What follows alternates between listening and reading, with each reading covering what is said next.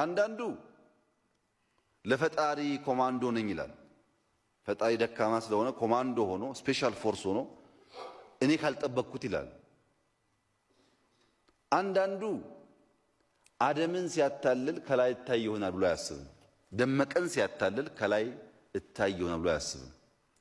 ስለዚህ በሕግ በታሪክ በህሊና በፈጣሪ ዳኝነትና ፍርድ ውስጥ ራሱን ያቆመ አመራር መሆን አለበት። ሌብነት ሕግ ልንሸውድ ይችላል።